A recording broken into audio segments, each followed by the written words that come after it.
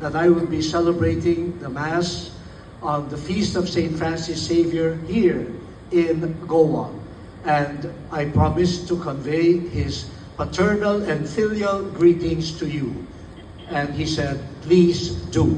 So now I have fulfilled my promise to the Holy Father.